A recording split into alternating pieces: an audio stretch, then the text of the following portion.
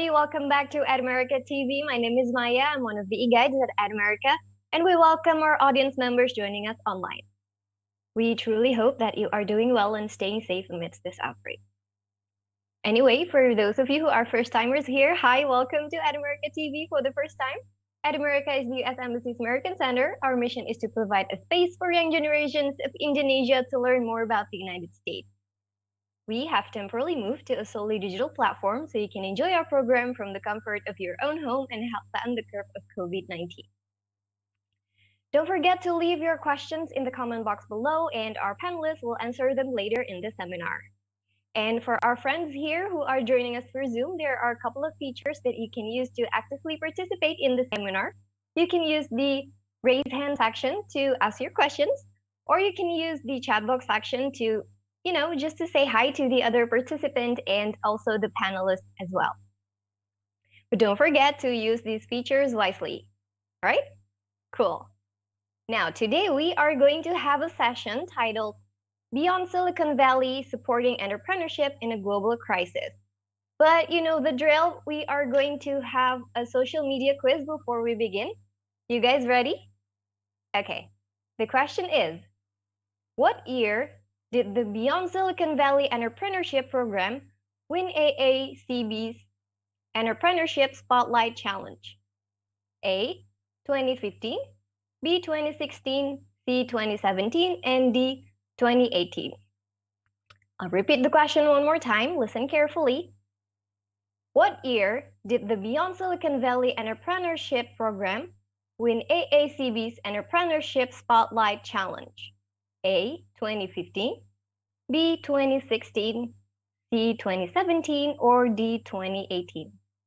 You can participate this quiz through our social media comment section, and stay tuned until the end of this program to find out who got the correct answer.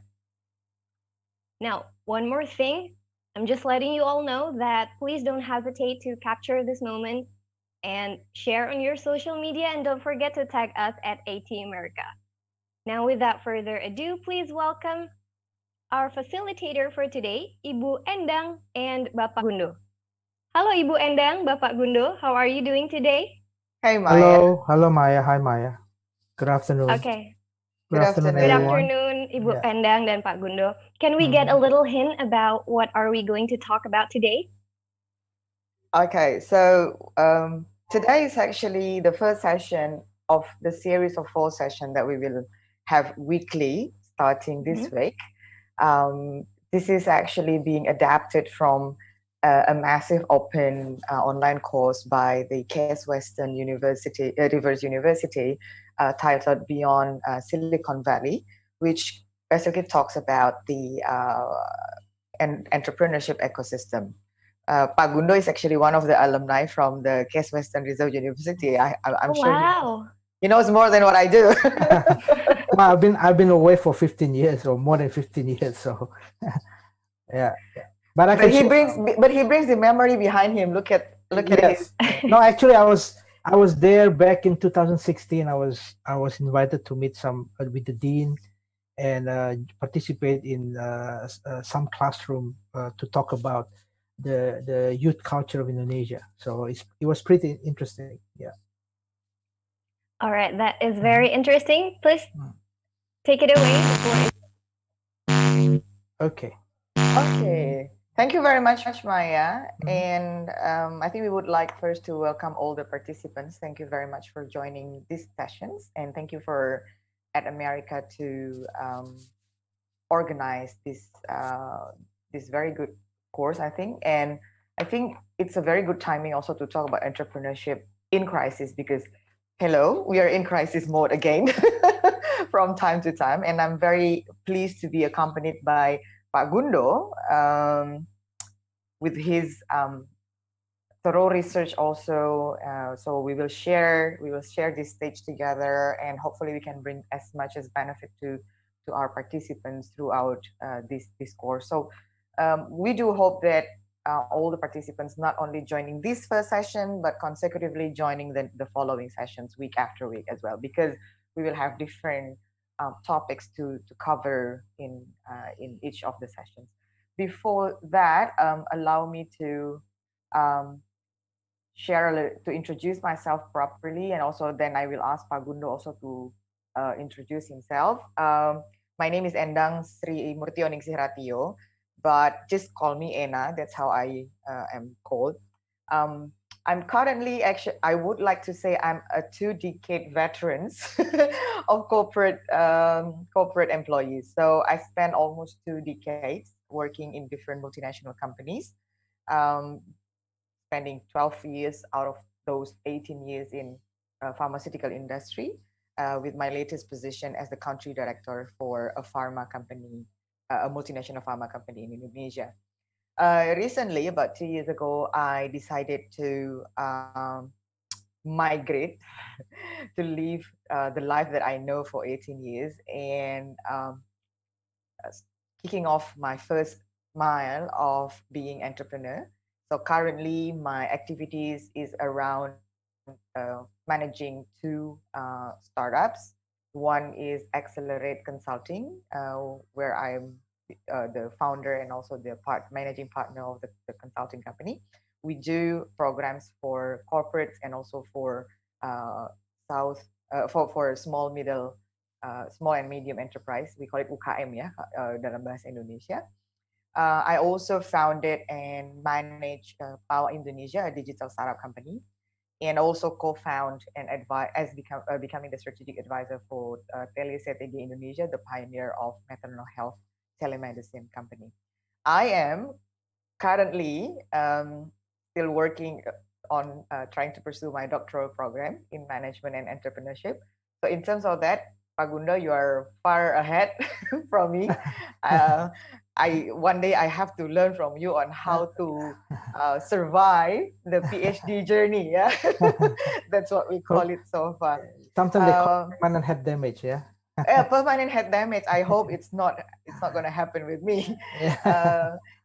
So management, strategy, business strategy, management, and entrepreneurship has something that's becoming my interest for the last 10 years. So I'm very happy to be able to take part of this program with At America today. I give the time a little bit to you, Gundo, to introduce yourself. Mm-hmm. Okay, thank you everyone. Good afternoon. So a couple, I think several weeks ago, I've been contacted by Denisa at America, and then invited to be a facilitator in one of these sessions. I'm an alumni of Case Western Reserve University. I've been back to Indonesia for more than 15 years, 16 years or so. My background is my background is in research, mostly on policy modeling, systems modeling, and for the past work with UNESCO in water management and food energy, particularly in global issues. So I've been back for a bit more than 15 years in Indonesia, and life in Indonesia, all this time doing some of the entrepreneur ventures, particularly in energy, representing some of the multinational companies in oil and gas. And currently I'm active and starting this few years in system research. Is basically articulating from my educational background and my experience in policy modeling to help to create decision support systems that give foresights for local government, regional government in Indonesia. So that's a bit about me. Thank you so much, Pak Gundo. Very impressive one.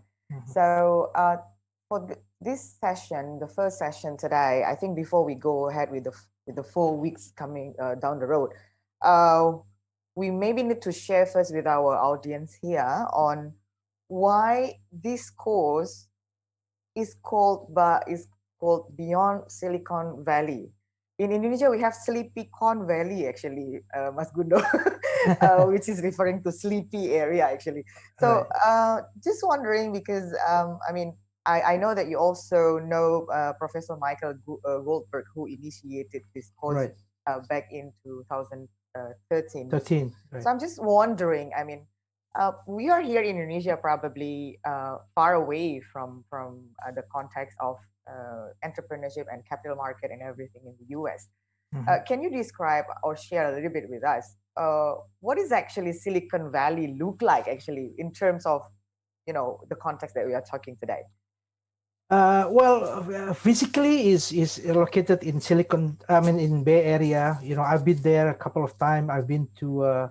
I've many friends working for Google at the headquarters, and there was one time that I've invited, because you need to be invited by either the employee or somebody in Google, right? So you go there and you look at the campus, the office. I mean, it's not an office. I mean, they have like 9 restaurants, Mediterranean, and it's all free for the employees, right?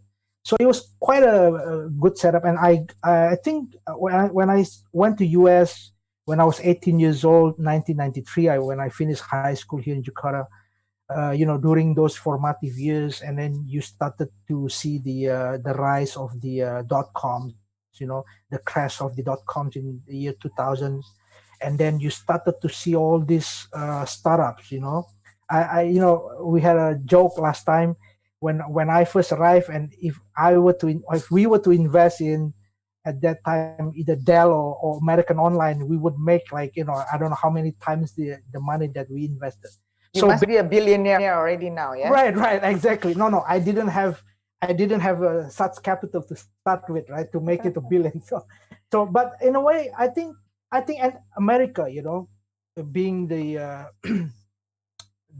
basically the number one countries in the 20th century, and it started with pre-Great Depression era, where a lot of these things are driven by innovation. In the T model, by Henry Ford and Andrew Carnegie, John D. Rockefeller.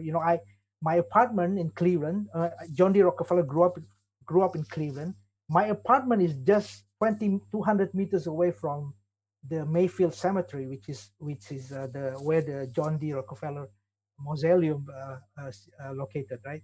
So I think those spirit, those momentum went over through several crises in U.S. history, and then it brought forward the concept of Silicon Valley, where it is also because the environment, the ecosystems is properly placed, right, with the capital markets and the basically the U.S. is very much geared upon innovations and talent, how they value talents, right? Probably the best in the world, right? So I think all this shape up the role Silicon Valley played with the venture capital, with the angel investors. That's why all these the big companies that we heard now, Google, Facebook, right, and all this can happen over there, right? So yeah, so thank you. I think it's another planet, right? Yes, so, that's another. Right. No, thank you for sharing that. So right. So basically, people in the world now has the new term called Silicon Valley, right, which I think represents 3 key things. The first one is innovation, second one is investment, and the third one is internationalization. So it means like you build a business, you can get investment easily, and you can go international with your business. And that's how Silicon Valley works, which means, it's a very established startup ecosystem. Right. Now, this course that we are going to work with, to share with in the next 4 sessions, we'll be talking about those entrepreneurs who has no privilege that Silicon Valley entrepreneurs has. Like us right. in Indonesia. Yes, so correct. When we talk beyond Silicon Valley, means right. everyone, right, every entrepreneurs outside right. Silicon Valley right. who are, well, right. I don't like to use that word, but unfortunately that's the correct word, who are struggling, right, who are struggling to get the establishment, to get the growth, to get the investment that we need for the startups that we work on. I think that's what shaped the initial thought beyond this course that was initiated by Professor Goldberg from the Case Western Reserve University. Am I correct to interpret it that way, Mas Bundo? Yeah, I think the idea, if you read the book, right? I mean, it's available for free, right, from the website. I think Beyond Silicon Valley is just trying to see what's the rest of the world is doing, right? Now, Silicon Valley is unique because America is unique, right? Because the environment there is unique, right? Now, in order for us to kind of match that environment or ecosystems to put that in place, I don't know how many years we need, right? Because 20 something years, I think. well, maybe more, or maybe more, maybe 50.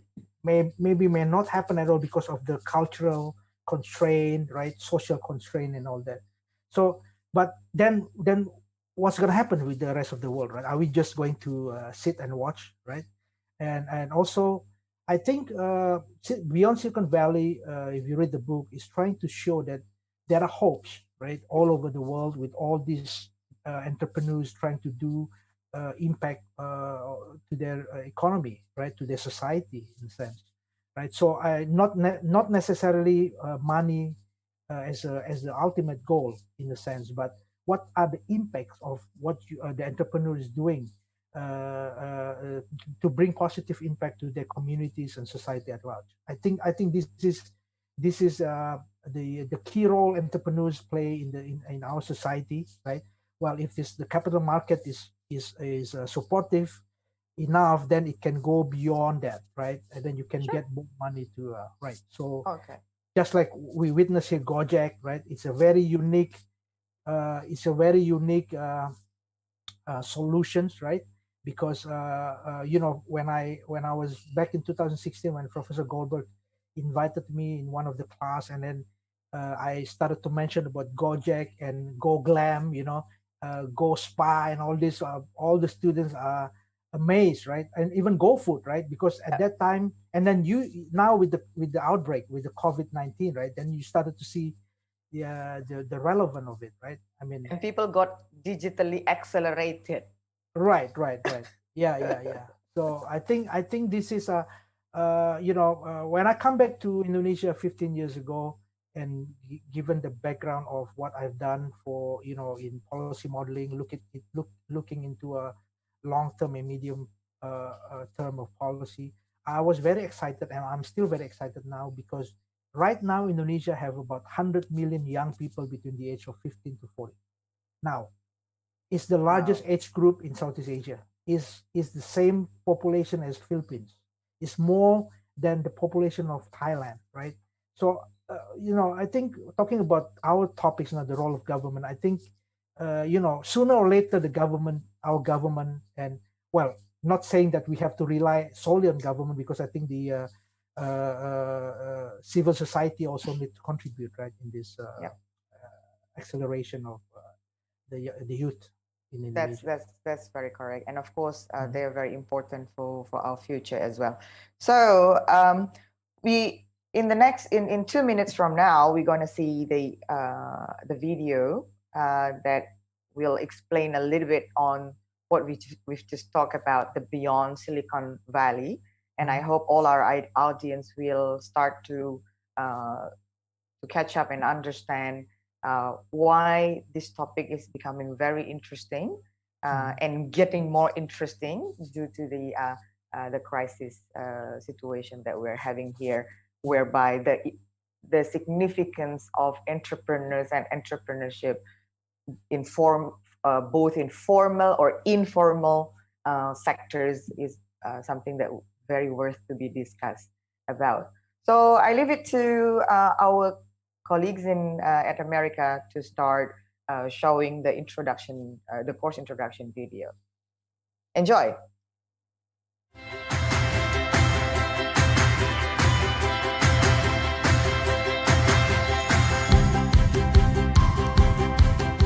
My name is Michael Goldberg, and I'm a professor at the Weatherhead School of Management at Case Western Reserve University in Cleveland, Ohio. Welcome to Beyond Silicon Valley, Growing Entrepreneurship in Transitioning Economies. Thank you for making the time to take this course. I'm thrilled by the opportunity to have a dialogue with you about how to grow entrepreneurship in transitioning economies. In this first lecture, we're going to discuss what this course is about and what you can expect to learn. Let's get started. In the upcoming lectures, we will examine in depth what I'm calling the Cleveland case study. In my hometown of Cleveland, a massive effort has been undertaken over the past 10 years to support the growth of entrepreneurship. This was not done through private capital, as is the norm in Silicon Valley, but rather through government and donor support. Over the upcoming lectures, we'll be looking in depth at this unique approach to supporting an entrepreneurial ecosystem as it functions here in Northeast Ohio. We'll also do some exploration on how it's being done in other transitioning economies around the world. In this course, our lectures will contain 3 consistent components. First, we will start from the perspective of an entrepreneur. You will get an entrepreneur's view about the topic at hand, whether it be the role of government or accessing angel investment. Second, we will hear the perspectives of thought leaders from Cleveland's community about how the region's strategy to support entrepreneurs was devised and implemented. And finally, we will provide some international context as we learn from people around the world about their experiences supporting entrepreneurship when the private sector alone is not providing the necessary resources.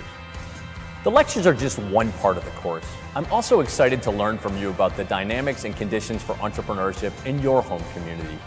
We'll do this through discussion boards, assignments and quizzes, interactive discussions, and your final project.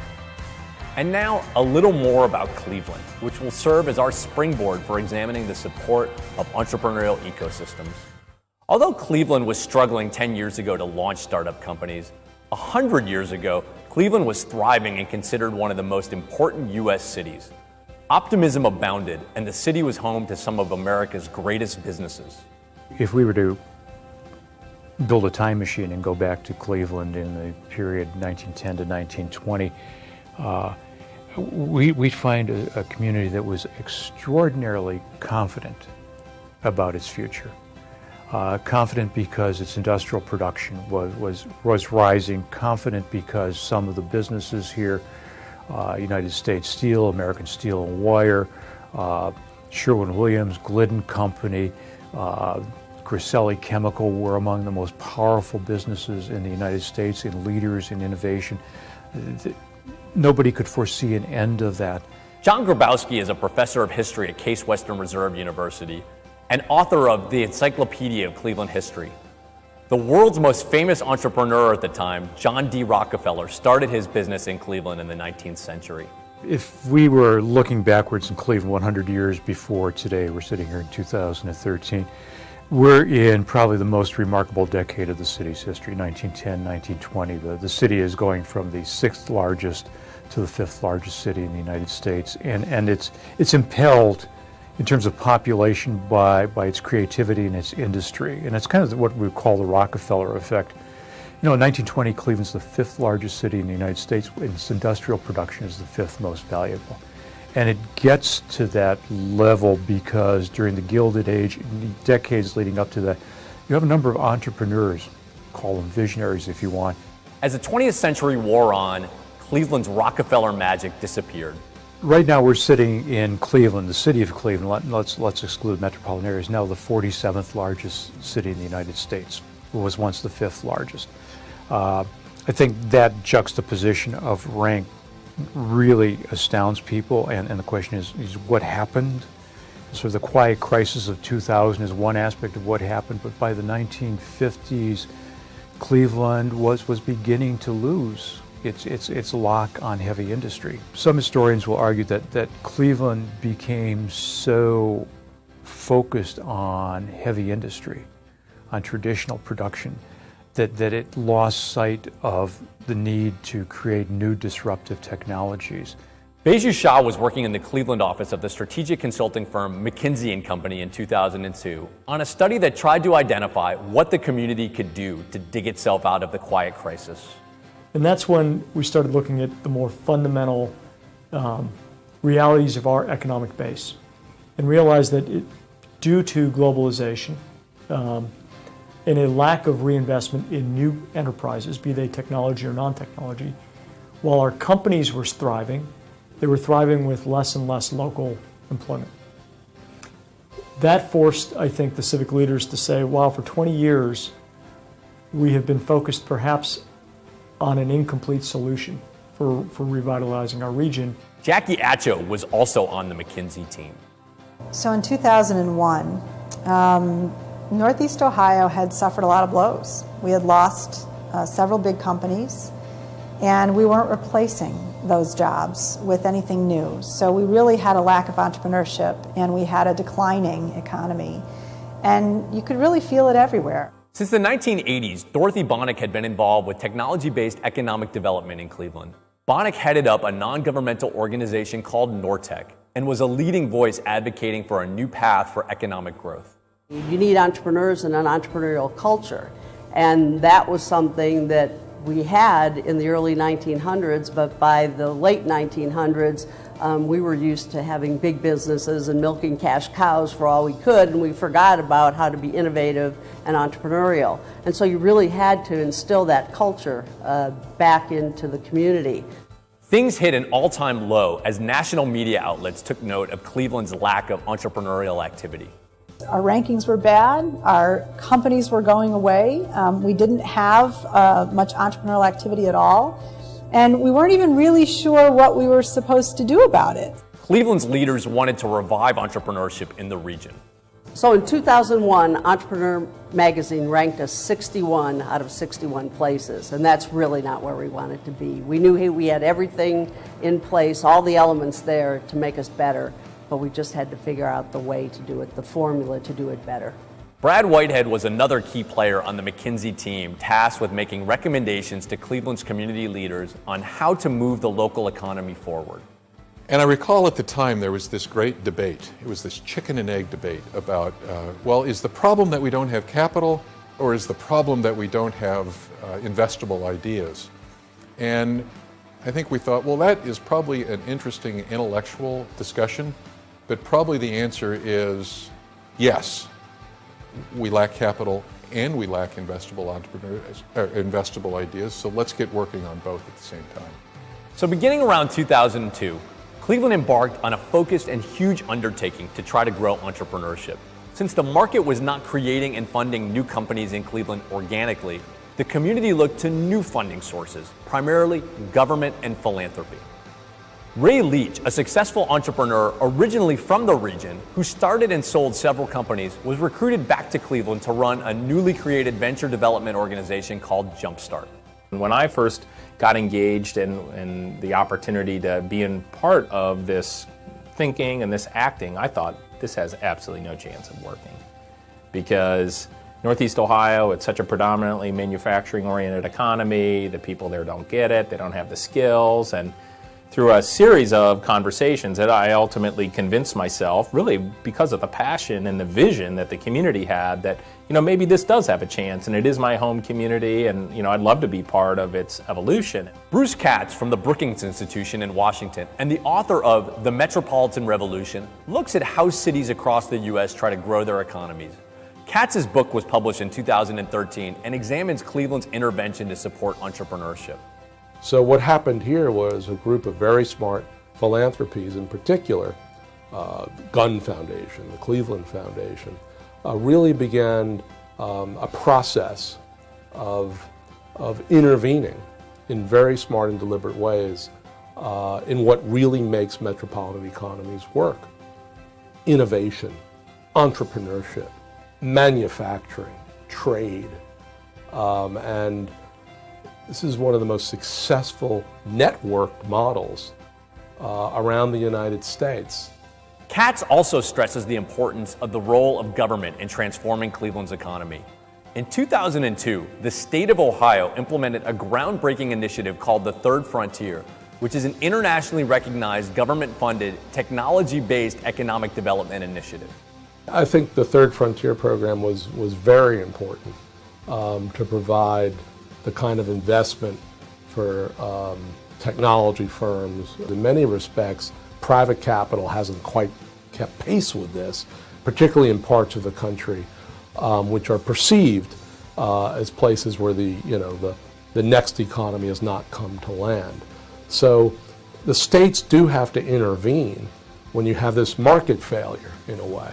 Although Silicon Valley's famed ecosystem developed over time by benefiting from the support of government and donor resources, now the majority of capital and support for entrepreneurs there is coming from the private sector.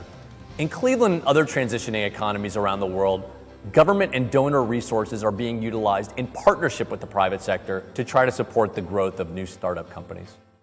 Cleveland's attempt to support the growth of entrepreneurship have been in place for over 10 years, and it has certainly seen some successes and certainly many ongoing challenges. The impact of entrepreneurship support programs is not felt overnight. It takes years, if not decades, for progress to be made, even in places like Silicon Valley.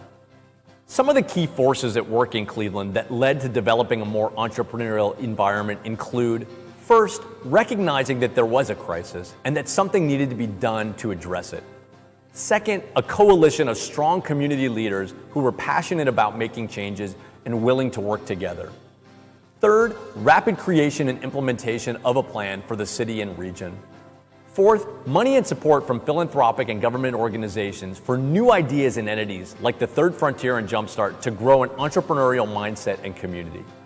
During the upcoming lectures of the course, you will hear how this story unfolds, how entrepreneurs in Cleveland tapped into the resources provided to grow their fledgling companies, how the leaders in the community dreamed up and implemented these initiatives, and, importantly, we'll look at how this has worked or differs in communities around the world. Upcoming lectures will cover government involvement and support of entrepreneurs, the role of philanthropy, the creation of intermediary organizations, the role of anchor institutions in fostering entrepreneurship. Finally, we'll examine various initiatives to provide entrepreneurs capital and mentoring, including development of seed accelerators, promotion of angel investment in networks, and increasing access to venture capital. Thanks again for choosing to take this course. I look forward to all of us learning from one another about how to grow entrepreneurship in transitioning economies. See you next time.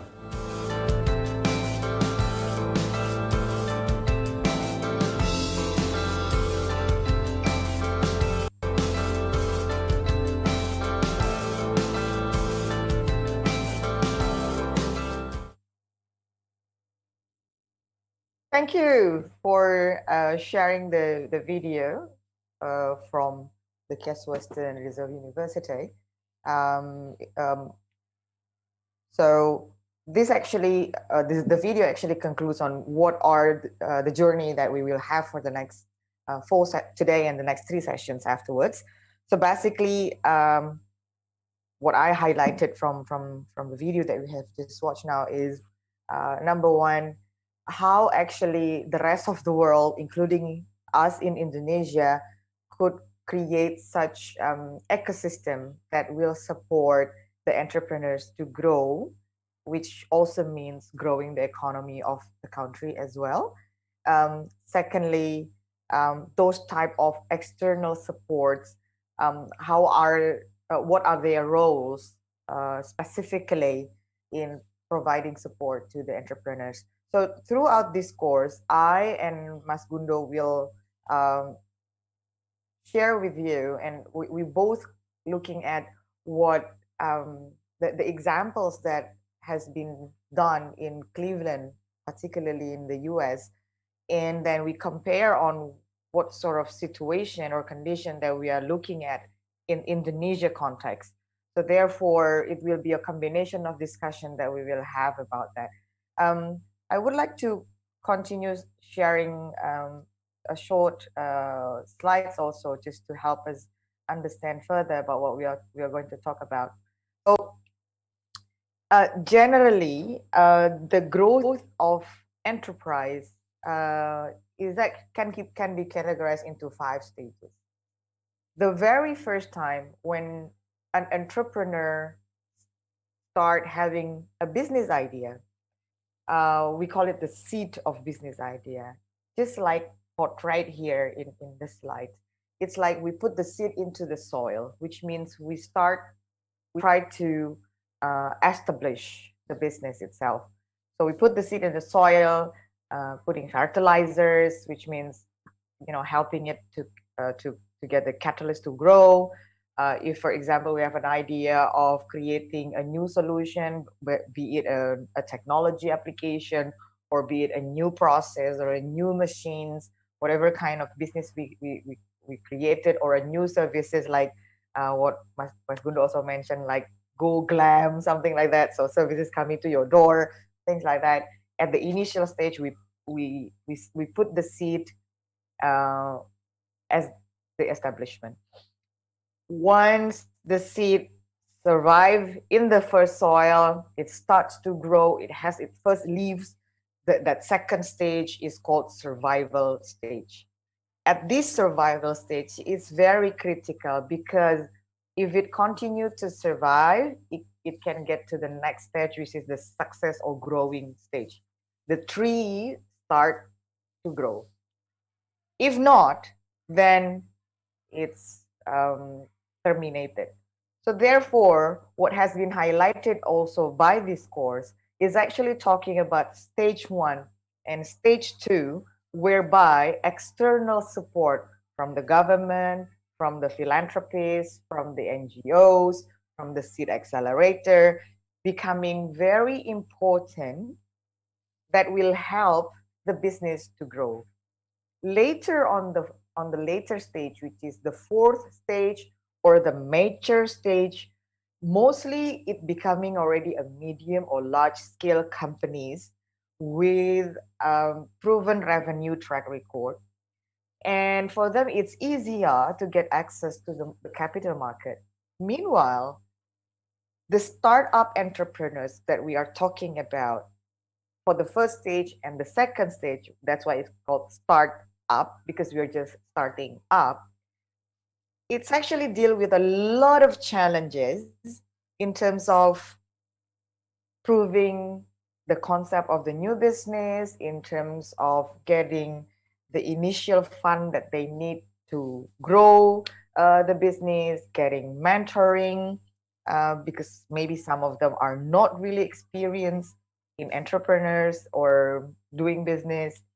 So these are the critical stage that we would like to talk about, and what are sort of support that actually urgently needed when startup entrepreneurs are starting their business in this context.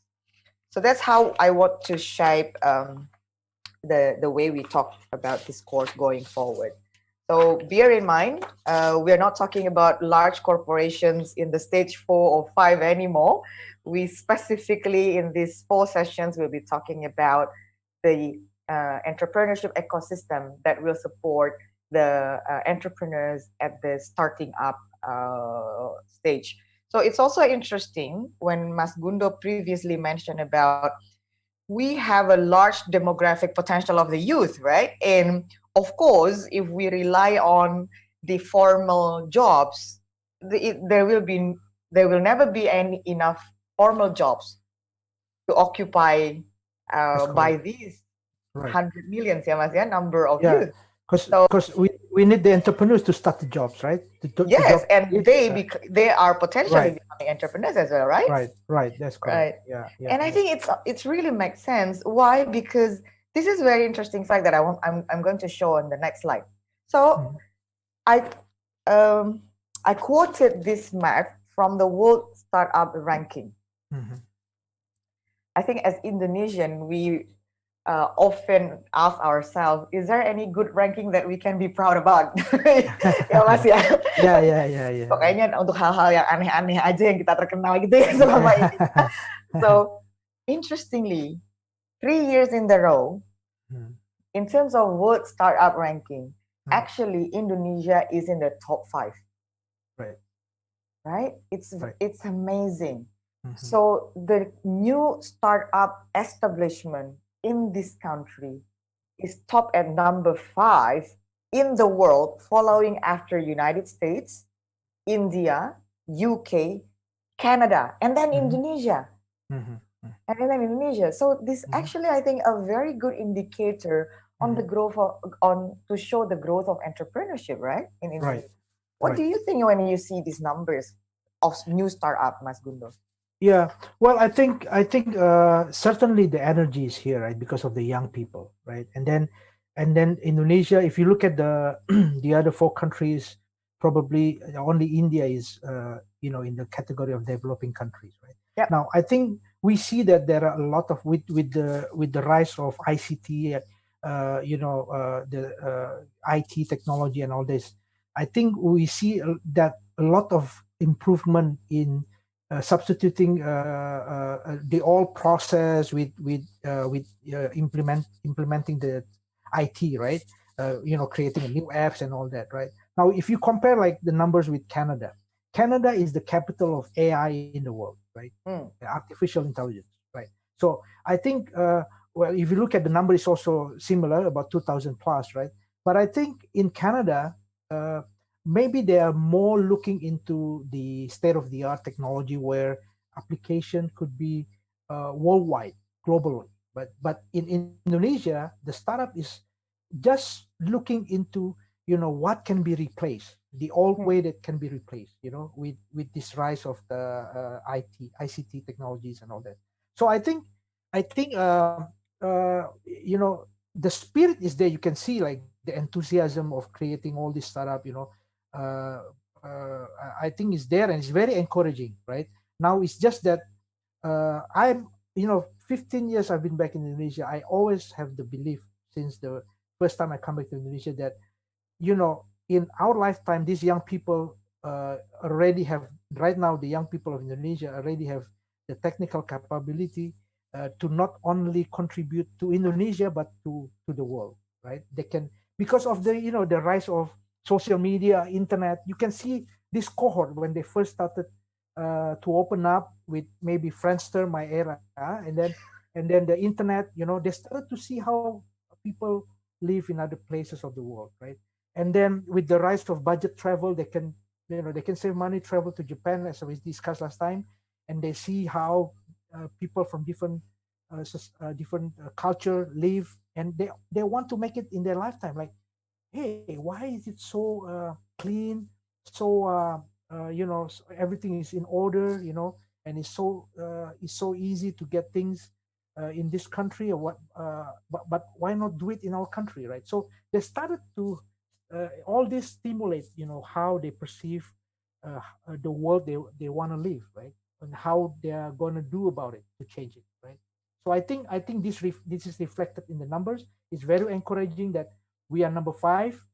Maybe in terms of the type of startups, probably not to discourage the entrepreneurs, right? But in a way, we have so much room to improve, right? So Yes. this is why we see the numbers, right?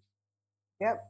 That's very interesting. I remember the old days when I was young. Well, I was young. Yeah. I think when we were young, now I need to take you together in the same generation, yeah, Mas Bruno.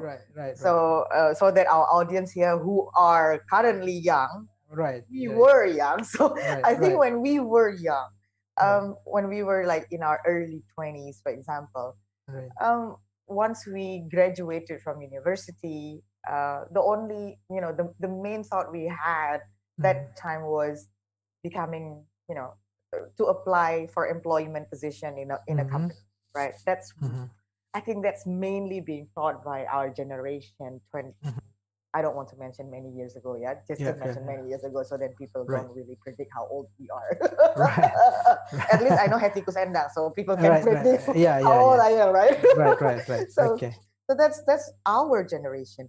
But if you look at today's generation, right, when we ask them what's their plan after university, for example, it's now very common that we hear from them that they want to be entrepreneurs, right? And we are, of course, it's a very good news to see this number, that the number of new startup establishment in Indonesia is growing significantly.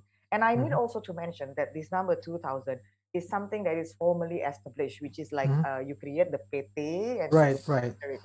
We know exactly that the informal ones, that is self-employed initiative or not yet registered as a company, there are, the numbers might be multiplied bigger than this 2,000 something, right? Right. So the rise is there. Now the biggest question I have, which part of my research as well, is how fast this new startup, the seed, grows into the next stage of enterprising, right? That's number one. Because and it also means of those started already, what is the mortality rate? Those that did not succeed. So this is where I believe when we talk about the entrepreneurial ecosystem that will help them to grow. Just like the tree, when we put a seed, we need to make sure, the seed that will grow into the tree and get the fruits and start generating fruits.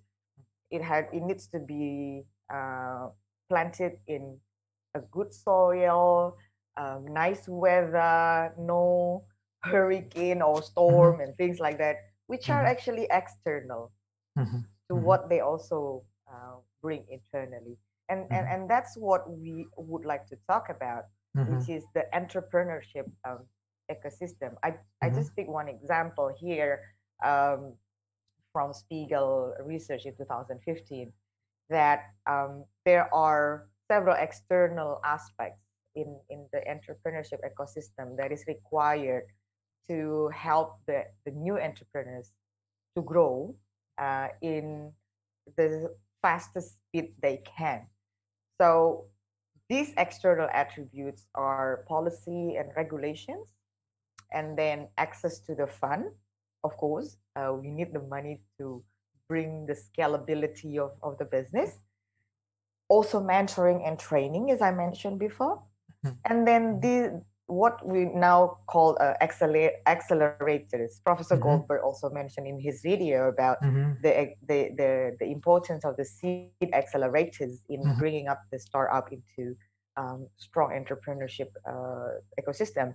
And last but not least, networks. Yeah, in Indonesia term we used to call it lu kenal siapa gitu kan. So we also, we see the phenomenon of the second or third generation of large family business. Their children or grandchildren is now doing some startup activities also. Like for example, you mentioned Halodoc, who parents are actually started family business in pharma a long time ago. So not everyone is actually just nobody's child and then suddenly start the business. So the networks also play an important role here, whereby people like us who the nobody's child needs to know where those access to networks are. So these are the topics we want to talk about. And throughout this first session, so if we try to identify those in terms of the role, we have government that will provide the ecosystem in terms of policy, regulations, establishment of companies, access to fund and grants. We will compare also what US have and what Indonesia have in these terms. The second one are the philanthropists. We will talk about that next week, as well as talking about the intermediary organizations also next week. And then the following week, the third week, we will talk about the anchor institutions, the role of the anchor institutions, and the capital market and mentoring.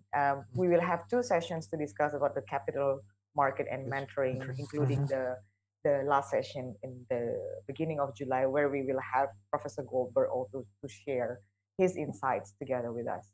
So I think that's the journey that we're going to have. And for today, of course, we will start with this top left of my slides, the role of government. I feel lucky that we do this course in 2020 instead of last year, because last year was political year, Mas Gundo.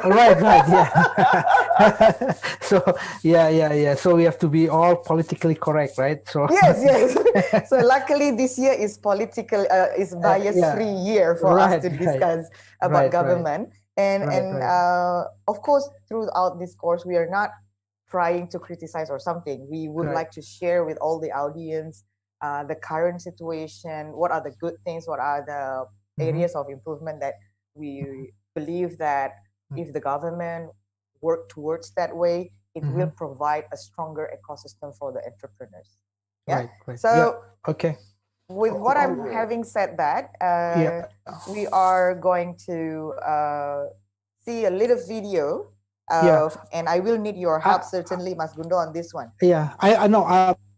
Before that, before going into that, I like to mention one thing, particularly about the previous video that we just saw, the video that we just saw, right? So, because I live in Cleveland for 10 years, so it's a long time. It's like my second home. So, well, the video because of the steel industry, right? Then coming forward to automobile industry when Henry Ford created, and then John D. Rockefeller started the kerosene business in Cleveland, right? And then all these kind of things. So at that time, the city thrived, as we can see, as we saw in the video, the fifth largest city in the United States, right? But then it started to it started to decline, right? And even when I came there in 1993,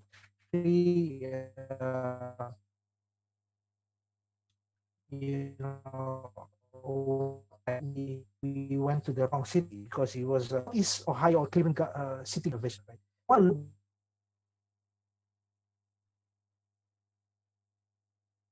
Hello. Okay, are we back? Yes, we're back. Please okay. Go ahead. Yeah. So one thing just from the previous video that the Northeast Ohio had seen the growth Cleveland as one of the now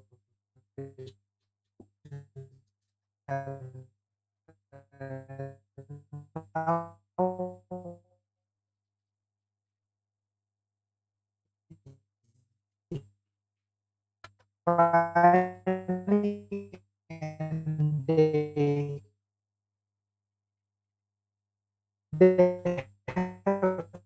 have example, they have history to look back and try to see what went wrong.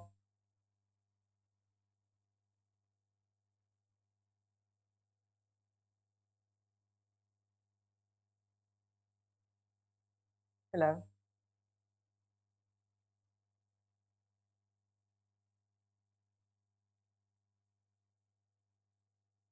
Hello. Hello.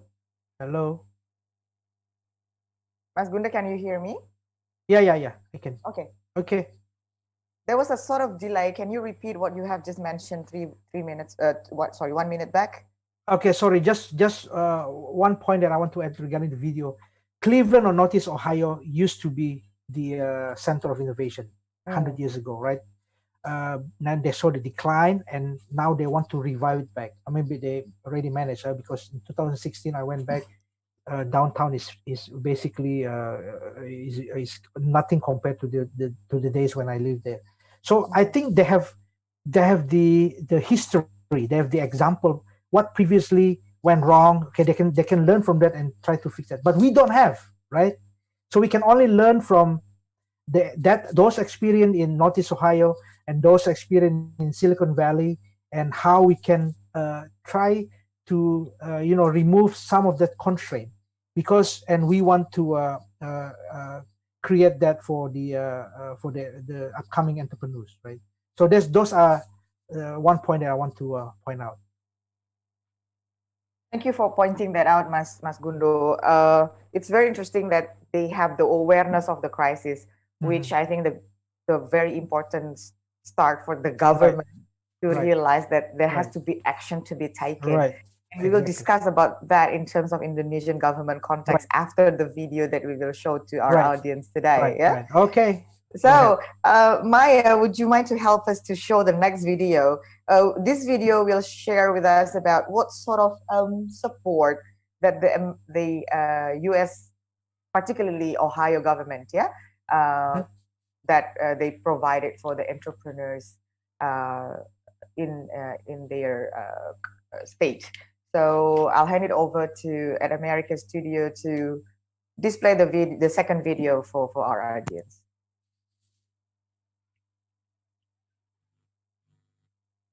All right, Ibu, I will ask our IT team to display the video, okay?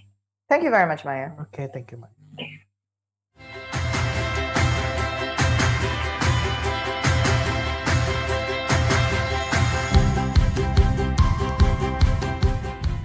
Welcome back to Beyond Silicon Valley. I'm Michael Goldberg.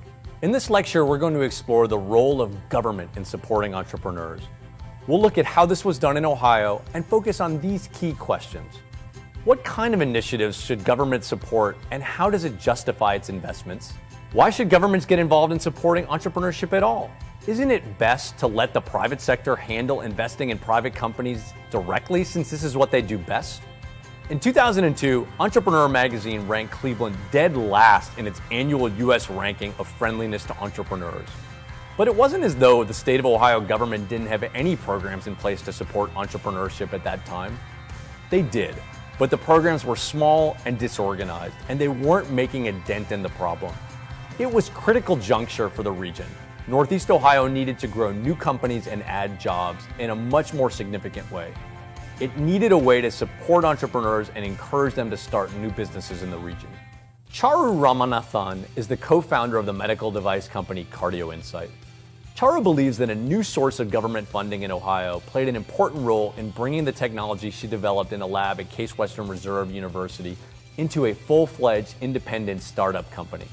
Cardio Insight is developing a novel 3D mapping technology for mapping cardiac disorders. About 10% of our financing, overall money that we've raised to date, comes from state vehicles. So one of the vehicles that's really enabling is state financing, because if your project is sound and you're able to articulate exactly what you're going to do in paper, in their format, and it's credible, you get the money. To address the dire lack of support for entrepreneurs and create a nurturing environment for fledgling companies, the government of the state of Ohio stepped in and introduced a program in 2002 called the Third Frontier. The Third Frontier was envisioned to provide financial support in key sectors where Ohio possessed strengths relative to the rest of the United States and the world. But to work, it had to be big, much bigger than the trickle of uncoordinated minor programs that had been previously available. Ohio voters ultimately approved over $2.3 billion in funding for this program. Charu argues that the support from the Third Frontier kept her company in Cleveland. If we hadn't been able to do that, and we had to purely do this, based on private financing, we would have had to move out of Cleveland. Government support for entrepreneurship was new and would present challenges. Government officials, unlike their counterparts in the private sector, lacked experience in selecting companies for investment that would be successful in the market. The state of Ohio addressed this by doing two key things. First, it required companies to find other investors to match the government grants. Second, the government would require third-party independent evaluators to make recommendations for allocations. Frank Samuel was the science and technology advisor to Ohio Governor Robert Taft, who launched the innovative Third Frontier program. The Ohio Third Frontier program was created about 10 or 11 years ago because the then governor, Bob Taft, felt that there was a need for a significant program to support innovation in the Ohio economy. Lisa Delp was the former executive director of the Third Frontier. The Third Frontier came out of the desperation and the need to make change. And a lot of regions in Ohio were looking for ways to make change. And at the same time, the Third Frontier was really launching. Northeast Ohio was coming together as a unit with a single voice and a single mission and goal. Dorothy Bonnick, the former CEO of Nortec, was a key proponent of getting the government of the state of Ohio, which is based in Columbus, to play a more active role in funding entrepreneurship. The regular investors, the risk is too high for any one investor to invest on one technology startup. You really need a pool of money and you need some additional incentives. So the Third Frontier really became that extra incentive. Rebecca Bagley, another leader in the entrepreneurship community in Cleveland, believes that the scale of the Third Frontier program was critical. Third Frontier is an extremely unique program across the country. For one thing, it's at scale. So it's a very large program when comparison to other states. There's only a handful of other states who have programs that large. It's also been a sustained program, so we've been able to sustain that level of funding for almost the last 10 years. Another of the challenges for government programs is trying to narrowly define the type of startup company that offers the community the greatest opportunity for growth. So we said we wanted high growth entrepreneurs, entrepreneurs whose companies would be worth millions of dollars in the years to come, that might represent an opportunity for an exit for the entrepreneur that they could then reinvest in other startups. And how do you decide which companies to fund? To address this question, the Third Frontier program has a number of requirements, the first being that government funds must be matched by another funding source. Richard Seaman, a private business leader in Ohio, sits on the Third Frontier Commission. Well, virtually every program that's been designed through the Ohio Third Frontier requires matching dollars. And those matching dollars can come in many different ways. What this does is provides additional screening to the quality of the grantees and the programs that are out there. In addition to the matching requirement, the Third Frontier requires that all of the applications for funding be evaluated by an independent third party. This requirement brings high standards of professionalism, transparency, and independence into grant making. Lisa Delp explains how this helps remove favoritism from the decision-making process. In the constitutional language that governs the Third Frontier, they wrote in that awards have to be made based on a third-party evaluation. So someone from the outside has to be contracted to look at a proposal that's structured around a request for proposals in a very measured manner. Okay, so the government program is up and running, but how do you know it's working? Worthy companies are vetted, selected, and are receiving money, but how do you measure success? What metrics do you use? Job creation as a metric tends to be first top of mind for everybody, I think. If you're going to make these investments, you're doing it to grow the economy, you're doing it to grow the economy to create jobs. Part of the problem with that metric today is that a lot of these investments improve the productivity of a particular person. So I think in addition to looking at what the job creation numbers are from a quantity standpoint, you also have to look at the quality of the jobs and how much revenue is an individual job creating. So to measure the success of the Third Frontier programs to support entrepreneurship, 3 key metrics are considered: job creation, tax revenue, and the amount of follow-on capital that is raised by entrepreneurs after the state investment. There is a spirited debate about the extent to which government should be involved in supporting entrepreneurship. Ray Leach of Jumpstart explains why governmental intervention was important in Cleveland. One could take an approach, whether it's an NGO or a community, that says we want to keep public sector dollars completely out of this, and that could be a reasonable approach. But in our experience, the public sector dollars have enabled us to create a lot of momentum in a relatively short amount of time. If you get the right private sector leadership and you get everybody organized, and they're committed for 20 years, you can make a significant difference. Ohio didn't have 20 years.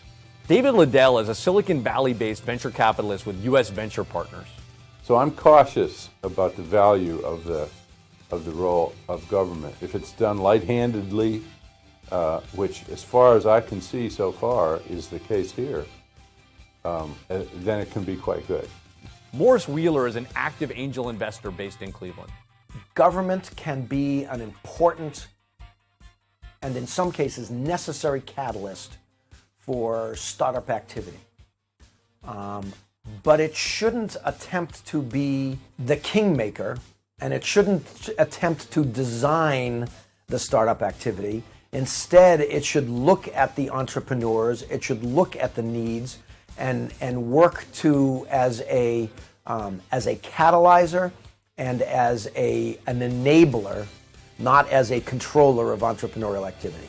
Some organizations involved in supporting entrepreneurship around the world, such as Endeavor, are less enthusiastic about working closely with governmental entities.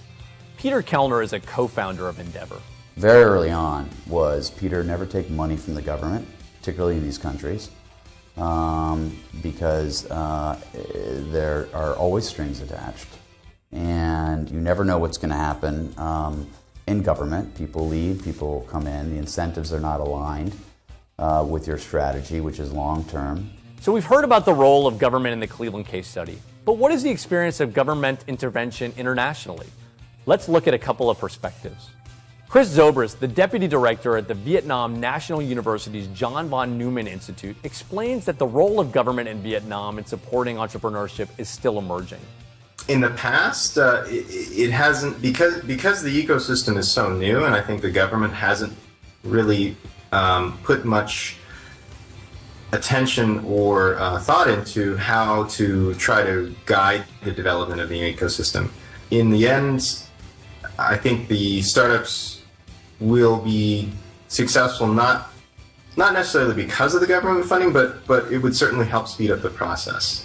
Moaz Daloua of FSVC in Tunisia discusses a Tunisian government program that lacks the type of external match that the Ohio Third Frontier requires. For the entrepreneur, they provide, in some schemes, they provide up to 96% of the total project cost. So entrepreneurs just put 4% of the total amount needed to fund this project, and this is a situation where there is no skin in the game, and speculative temptations can be very important. Government involvement in providing support for entrepreneurship is complicated. The ultimate return on investment can take years, if not decades, and political leaders tend to want results more quickly. A few key factors to consider. How big is the program? Funding has to be large enough to make an impact. How will the program be set up to avoid favoritism? How diverse will the program be? Would it fund different stages of entrepreneurship, from imagining to sales? Would it fund both research and entrepreneurship? What metrics will be used to measure success?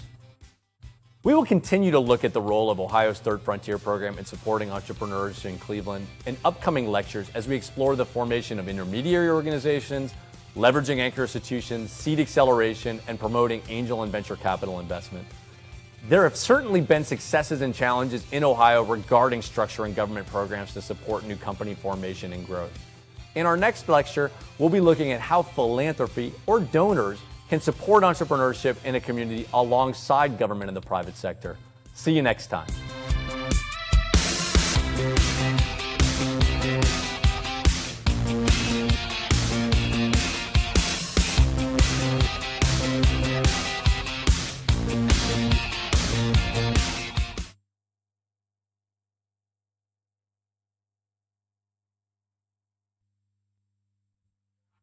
Ya, welcome back. Mungkin saya start dulu ya, Mbak Ena, untuk komentar tentang videonya. Halo? Please go ahead. Oh yeah, okay.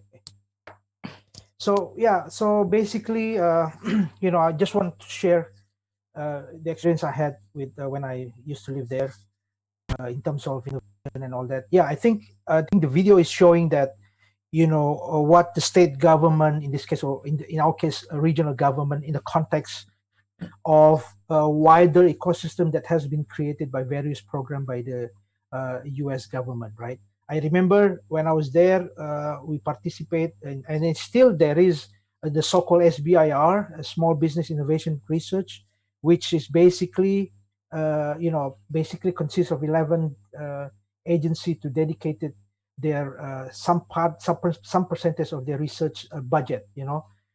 Some agency that have more than $100 million research yearly to allocate about a few percentage of the research budget for innovation. Okay, so it's past 2017, I think it has been awarded around 2.5 billion, right? So this is the wider ecosystem, even though maybe majority of this research coming from the Department of Defense, right?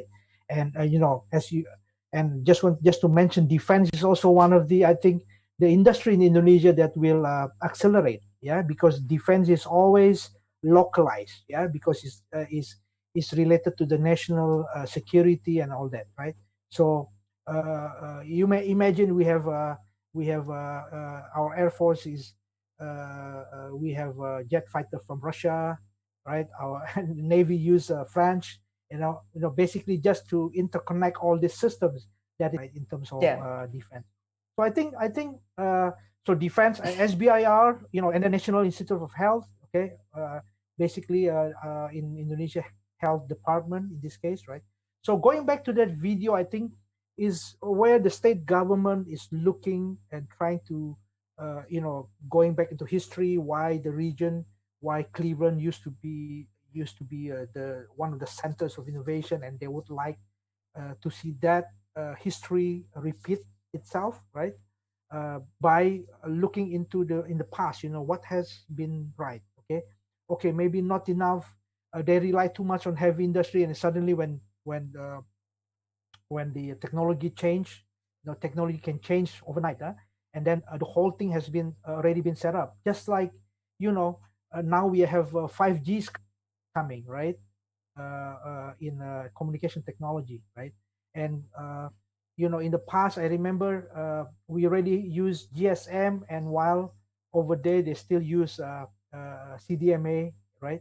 So those kind of and also they have at that time the VHS and the Betamax. Remember the old video? Maybe some of the young people that participate in this session do not know the video cassette. In the old days, where we have Betamax, which is a better technology than the VHS, but because of rigidities and distribution that is already been matured and established in the market, it's very difficult to change to a new technology, right? I mean, it takes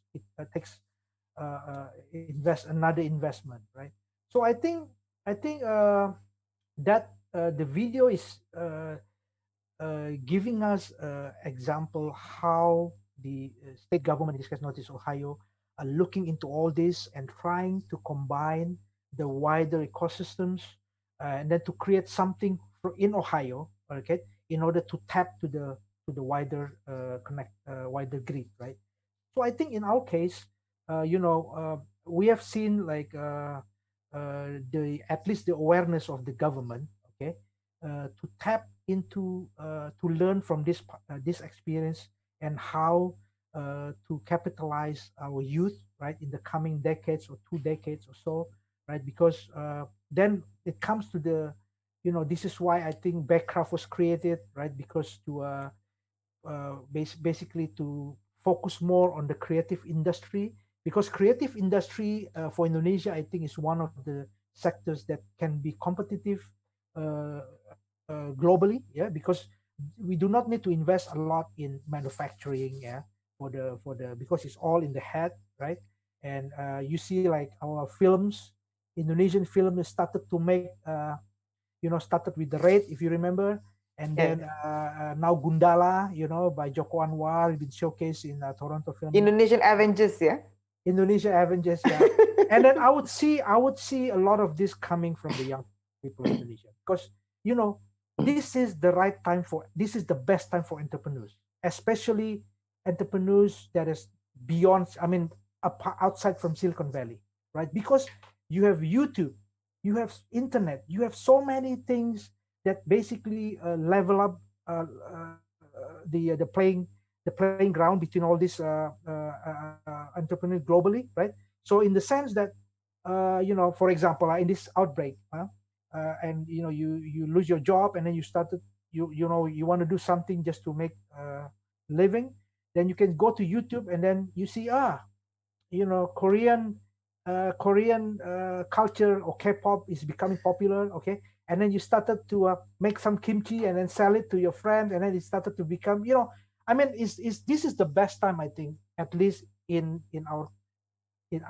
contemporary, in the sense that you have all the available tools to learn a new skill set, right? So I think with this, maybe Anna can share your experience in starting up a business in Indonesia, and how that can basically teach us, the step that you have gone through, and relating this to the later on maybe your slides in the easiness of doing business in Indonesia and so on. Thank you, Mas Gundo. Thank you, Mas Gundo. Yes, I'm a corporate veteran who became entrepreneur very recently. So, so I started my company in establishment in 2018. However, the business idea itself was actually started to form a year before. So the first idea was in 2015. And then once I quit my job in 2017, I start to discuss the idea with a couple of friends, and we collect our first funding, the equity, the founder's equity as the starting up of the business. So what I really what I first invest is actually to make sure that we have a good legal ground on the business itself. So many entrepreneurs, as of course I mentored some of them as well, perceive that it's very difficult to register a company. It's very difficult to deal with the government if you want to start a new company, and all things like that. Sometimes perhaps also we are scared to go to the tax office. So that's sort of things that we might have in mind with regards to that. Luckily, my experience 2 years ago, it was very smooth. So we went to the notary, and then the notary helped us to create the deeds of establishment of the company, and then register it to the Ministry of Law, and then only a week later, less than 2 weeks, we already got our company establishment verified by the government, which is I think it's very quick.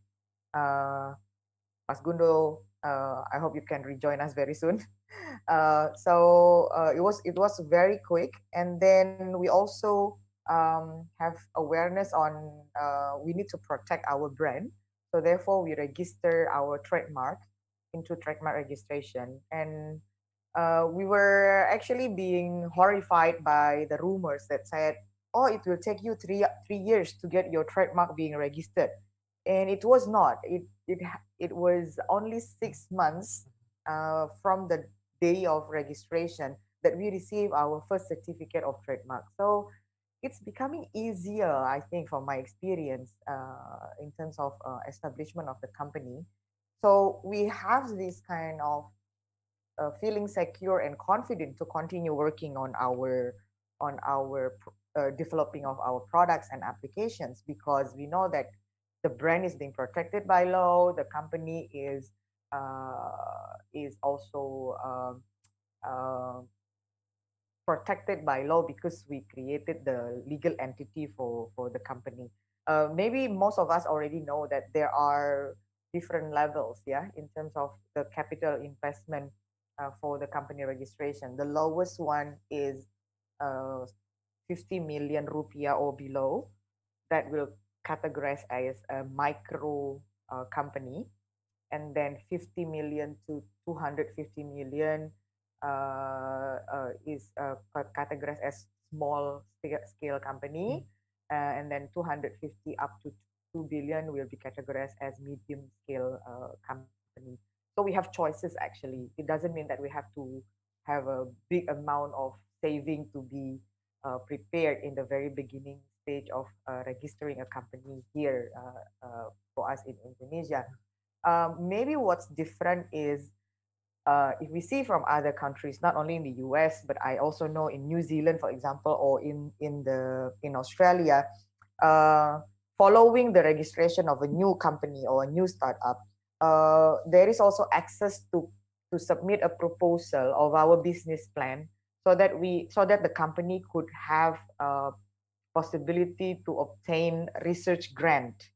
The amount is not big actually, as far as I know, maybe around $5,000 to $12,000 Australian or New Zealand dollars. But I think it's quite sufficient for a new startup to help us with costing our research, testing the products. For example, if we produce, let's say, a new technology for food packaging, for example, we need to buy some equipment or get machines and things like that. I don't see that kind of direct access in Indonesia with regards to the government research grant. I think the challenge here is the connection or coordination between the ministry. For example, the first gate for company establishment now is within the Ministry of Law, because we register the company deed establishment into that ministry.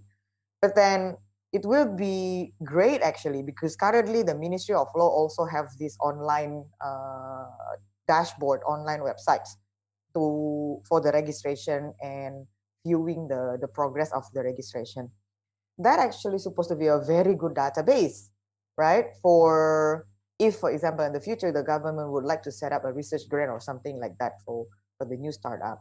So generally, I would say our current environment for entrepreneurs, I might say we are in a better position than we were before.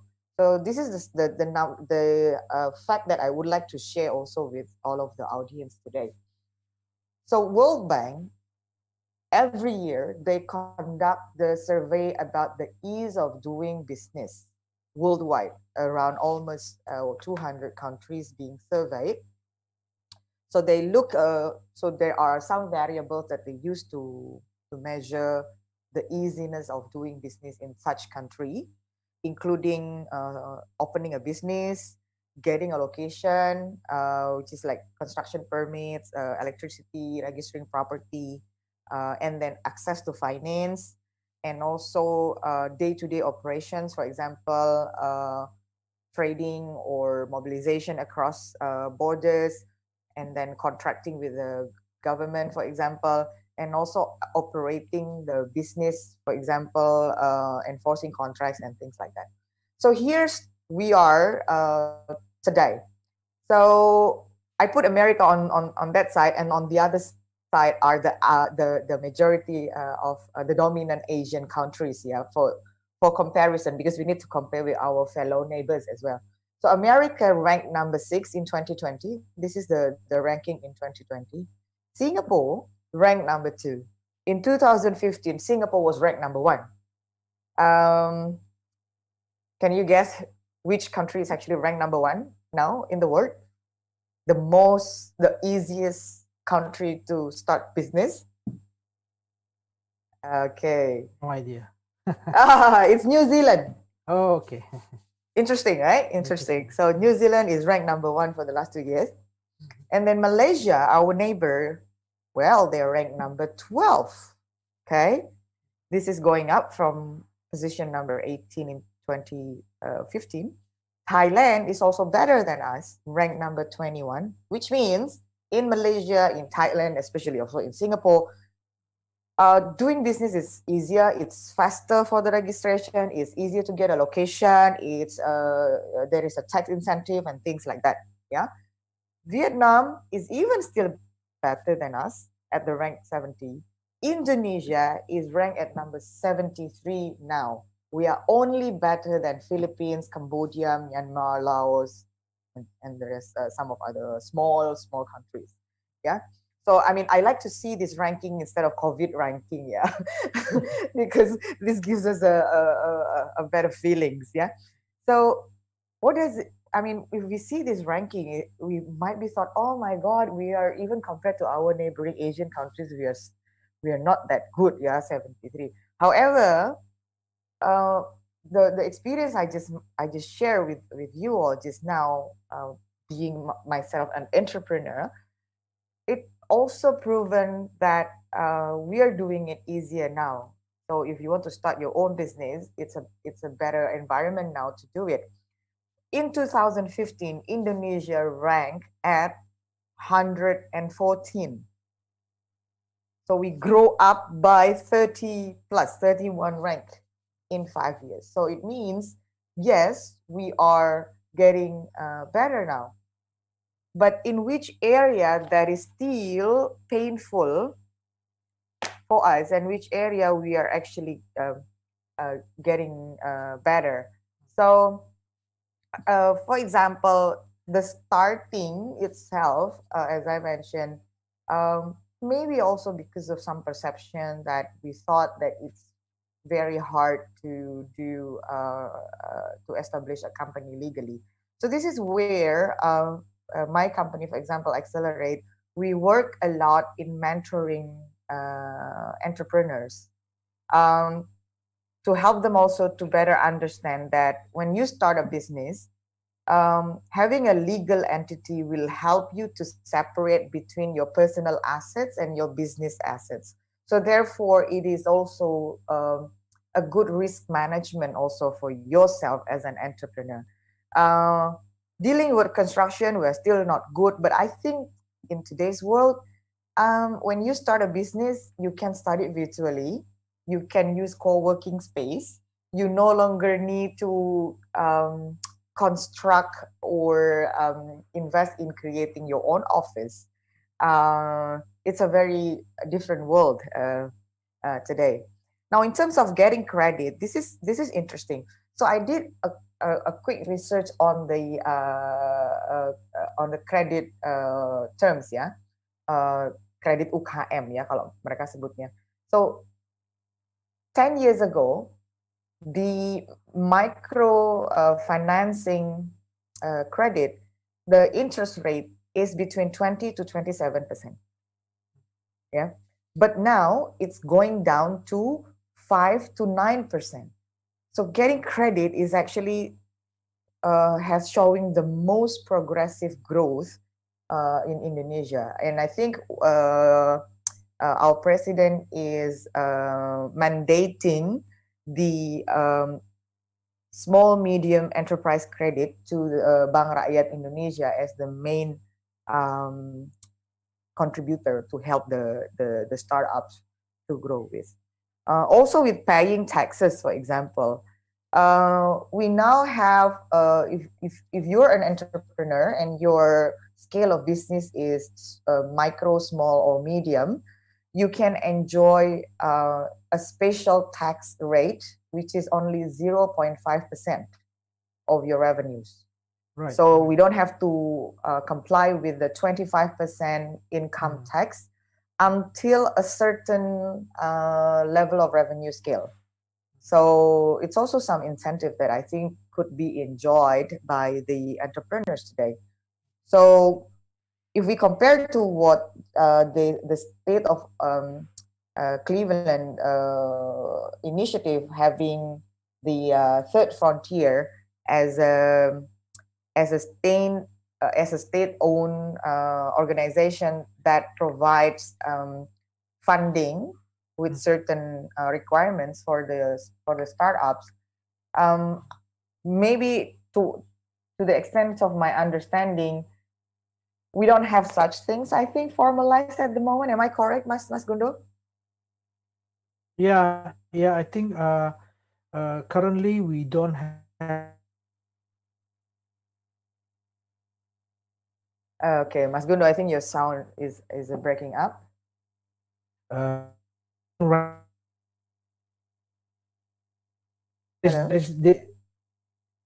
Okay, maybe is it now? Yeah, hello. Yeah, it's better. Hello. It's a bit better now. Yeah. Yeah. Okay. Maybe I just close the video. Yeah, I think we are hopeful that one day those initiatives will be created by the government. But I think there's been talks about the creation of as part of the what do you call it, the stock exchange, right? In order to tap into these new startups, how they can go IPOs, for example, to basically get public fund in order to go to the next level, of the business.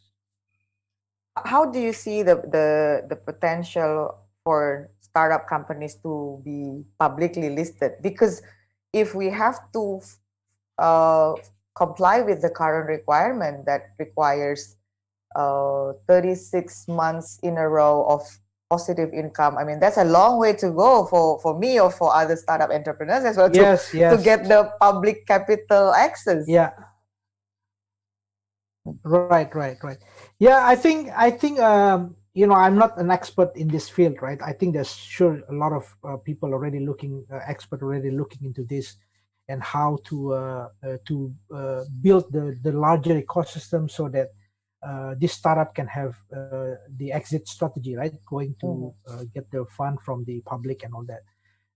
I think, I remember, I think Amazon, when it first started, I think the first few years, it's still red. The book is still red, but the money still keep coming in, right? Because they see the potential, because that's how the ecosystem there is so robust, so that anything you start from on the other end, then you will get somewhere at the other end, right? So the end to end is basically already matured and created solidly. So I think that is our challenge, do not be discouraged, because for the past, I think 2-3 years, started with Case Western Reserve initiating a so-called, if you so-called makerspace called Thinkbox, which is available. Baina,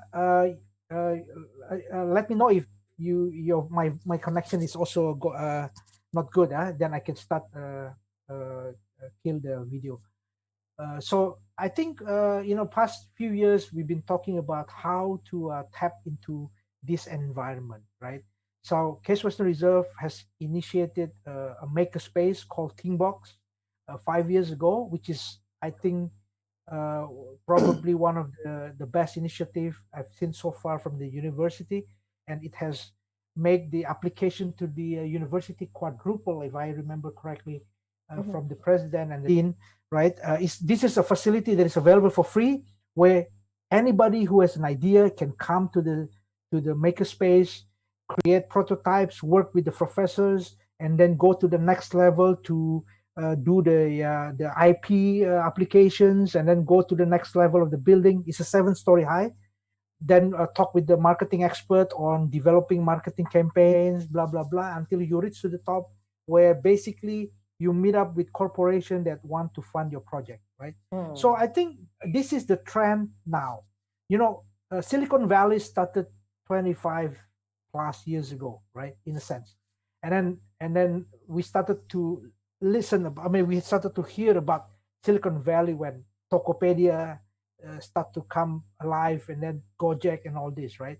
I think we need to look also into this makerspace, because when we talk about startup in Indonesia, because of the lack of facility and infrastructure, when you ask your nephew or so on, I'm working in a startup, is usually a company that have an idea to implement some kind of IT to build application in order to be implemented in the market, right?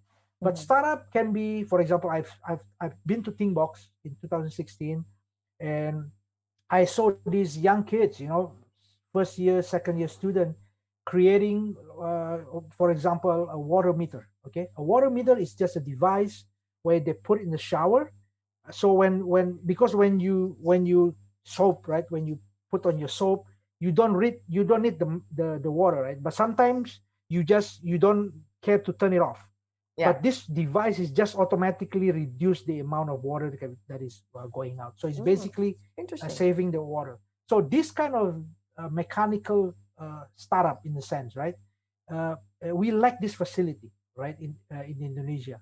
So I think we will see a wave of the next Silicon Valley 2.0 in the form of makerspace and like incubator, if we want to say, right? So I think Thinkbox is one good example of how this innovation can be contained and then sprung up into ideas that can be really commercialized in the market. Very, very nice for sharing that, Mas Gundo. So before we go with some questions that we already received from the social media, and thank you guys for sending this question, and to everyone who joined us today through Zoom, please feel free also to type your questions in the chat box. Teman-teman yang join lewat Zoom, silahkan juga loh kalau mau bertanya lewat chat box. Boleh kok pakai bahasa Indonesia. Saya lebih lancar bahasa Indonesia dan bahasa Jawa kok daripada bahasa Inggris. So please feel free to pop your questions in the chat box. So I would like to summarize the comparison between the established government and Indonesian government in terms of how they support the entrepreneurs. So in the established government, they created the policy that enable ease of doing business. What do we see in Indonesia? It's getting there. So that's the good news. It's getting Right. there. It's also proven by the rank that is being validly researched by independent organizations. The second one is they provide what's so called access to fund or grants. That's what established government has done in developed countries. We in developing countries, this is still very scattered.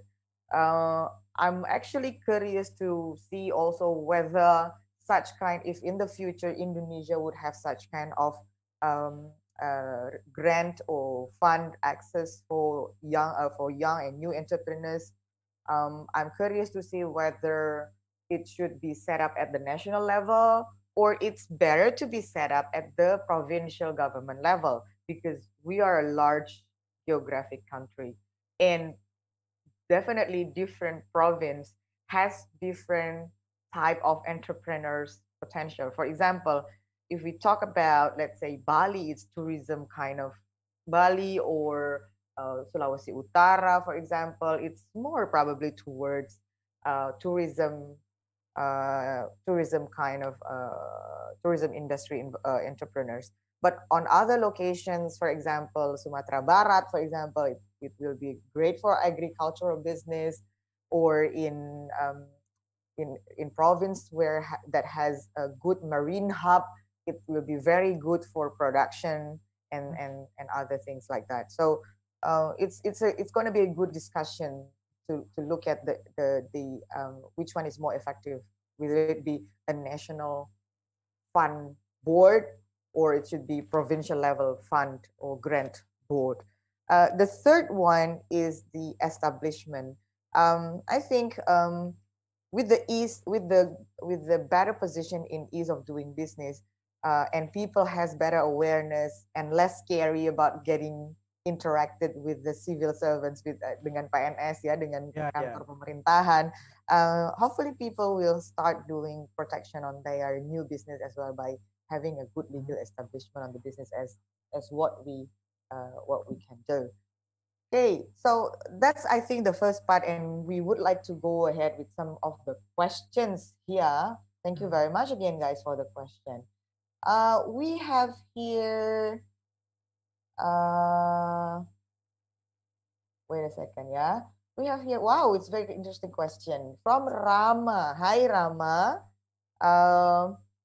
Rama said he is a student of a national school in Jakarta. Hi, Rama.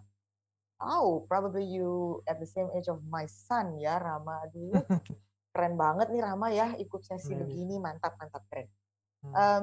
He said, directly, I didn't feel that the school had taught me how to become entrepreneur. Yeah, Rama. Maybe students from other national schools were feeling the same like me, and many of people who create a startup basically from what they knew from the outside of school.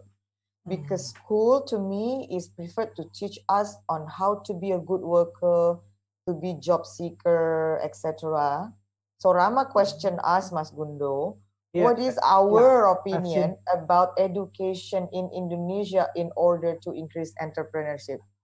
Right. Before Mas Gundo maybe have a response to that, I will have my first response to say, this is the first time Indonesia punya Menteri Pendidikan yang pengusaha.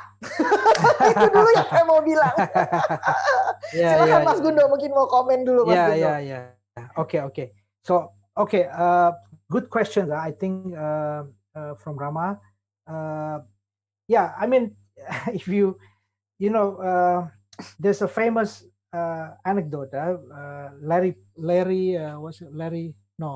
the guy from Oracle, the owner of Ellison, right? Larry Ellison. So he was invited into one of the graduation speech, right? And then he pointed out that 20 of the most richest guy in US or maybe in the world, they are dropout. You know, they didn't finish school. So including Zuckerberg. Zuckerberg, you know, and all this kind.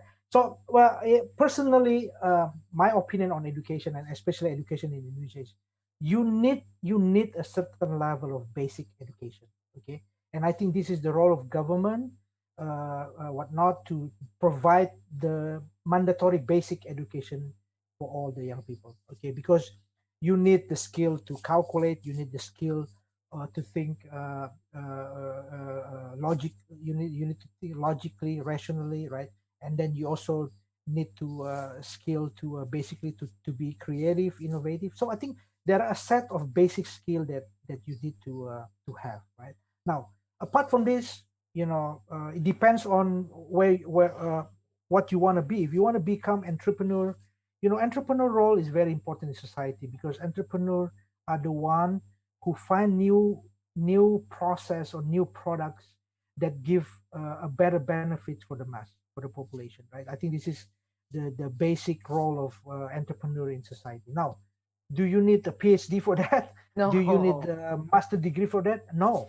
But then if you want to basically, if there are certain industry that require a special skill set, for example, defense industry, or maybe you know, some very scientific industry, then you need that continuation of refinement of skills. Okay, so I think the question is good, but it's also broad, you know, in the sense that is the education that I have, that I enjoy, is it going to be helpful in my entrepreneurial pursuit? Yes and no, right? Because you never know. For example, nobody expected about this outbreak, okay, and the whole world stops, right? And then becoming entrepreneur, you only save a certain, let's say you have a savings of maybe 3 months down the road, just to for rainy days, right? But you don't expect it goes more than 3 months. Then what you gonna do, right? Then you're gonna start to lay off people, and then you started to basically rethink about your business idea, or maybe doing some other things. I think that those ability to adapt, and those ability to able to learn something quicker is based on your foundation, on those basic skills. Okay, so I think to answer that, I think I personally think that basic education is very important. Okay, and then apart from that, is up to your passion, you know, where you want to go, right? If you want to go to more skillful, scientific, then you need to go for the refinement of the skill set. Thank you, Mas Gundo. So, Rama, well, if I think we are looking at the new lights at the end of the tunnel. So if I speak to Rama as if I speak to my son, yeah, we are looking at a change, a wind of change in our education system as well. I also see more teachers nowadays accepted the fact that clever students are not barely just based on good grades. Smart is smart, and street smart and book smart, if we call it. Yes, smart is something that you just not gain from sitting in the school, but there are a lot of opportunities that you can take from out there on bringing yourself into the entrepreneurship of the future. And picking up the examples that Mas Gundo has mentioned recently on the young child in the think box who created this shower. Entrepreneurship ideas is not limited by age. You can be at any age to have the idea. The question is then how much time you spend outside of your school to research about your idea, to experiment with the idea that you have. Because part of entrepreneurship is actually experimenting and risk-taking also. Right. So take that opportunity outside the school And even, yeah, just like Mas Gundo said, there are still basic competencies, basic academics that you need to follow at school. And you have the freedom to direct it to where your passion for the future. You don't want to be a job seeker. Oh, great. You will create the job for others, not only for yourself. That's good. So do it from now, have a good thinking. And if I may have, if the way I challenge my children, yeah, Mas Gundo, just to share with you as well, Yeah. I challenge them to sell things. Why?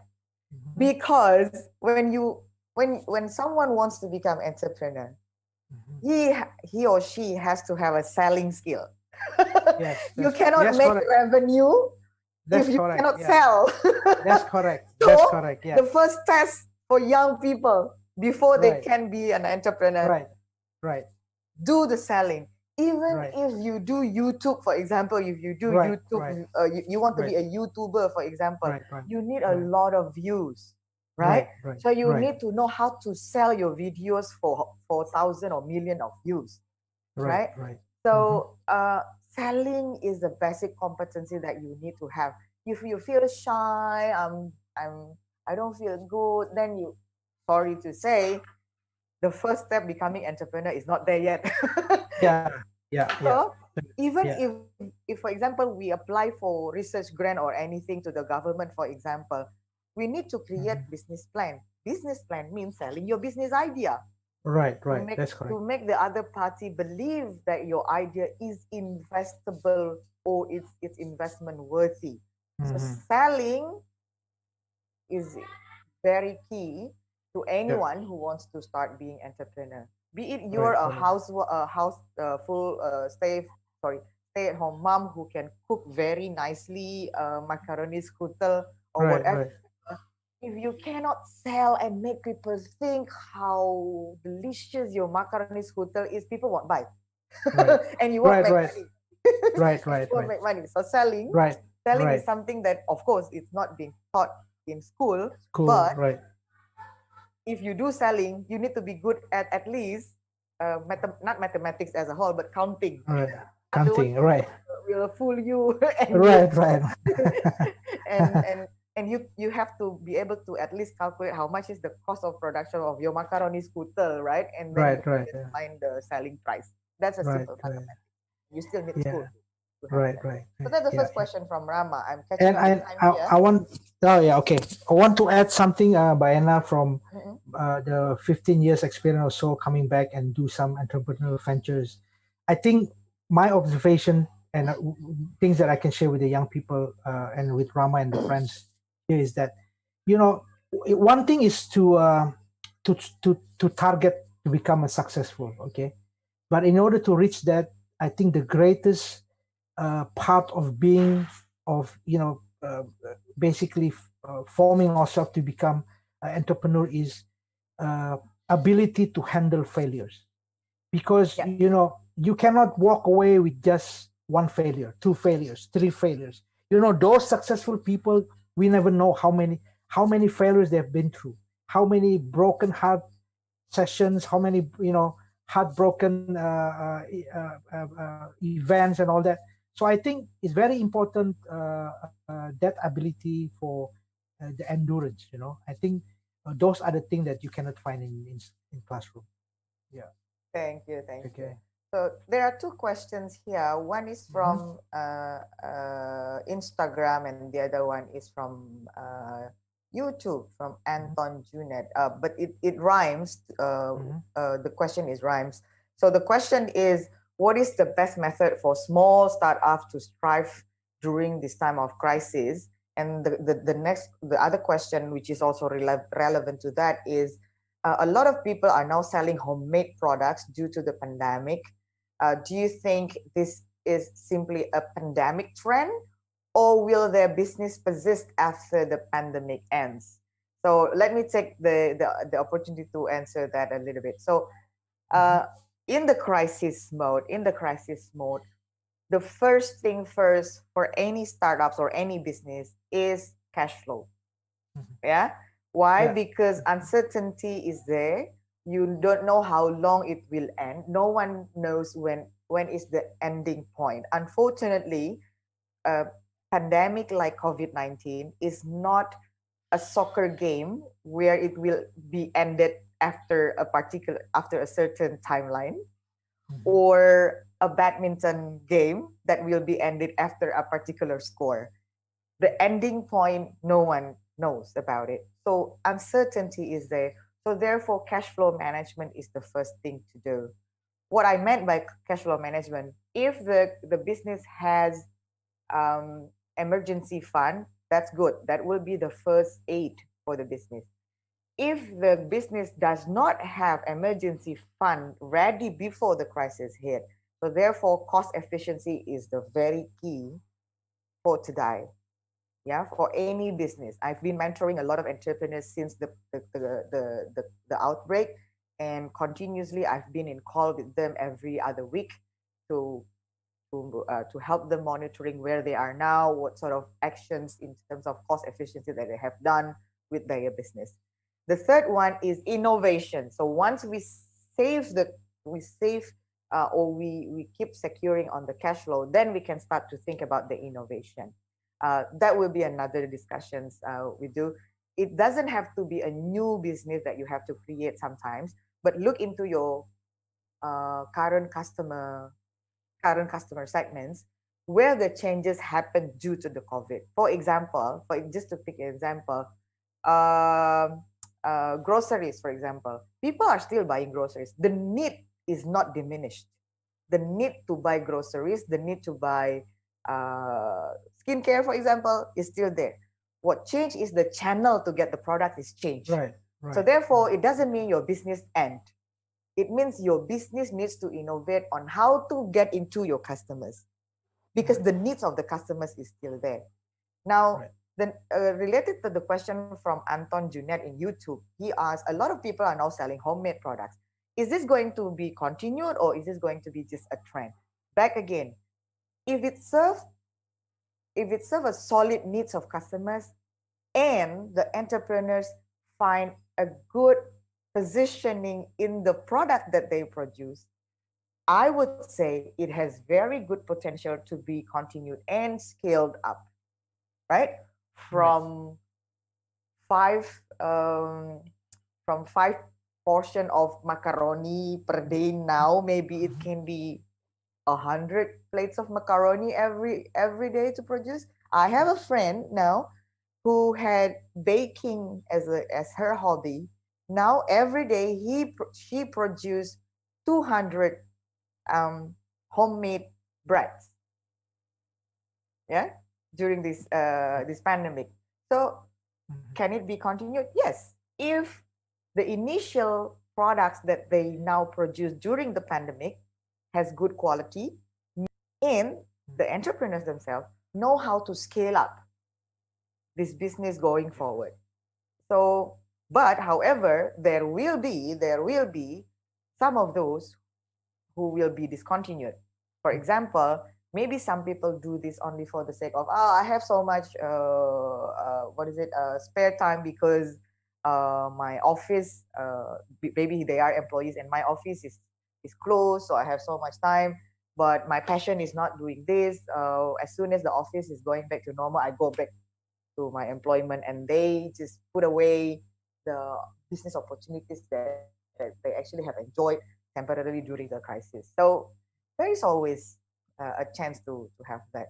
Mas Gundo, because of the time, I think I would like to ask you to help us to respond to the other question here from James Tansil. He asked how important are well-coordinated and standardized communications for entrepreneurs to support each other with the new ideas during this pandemic. Time is yours.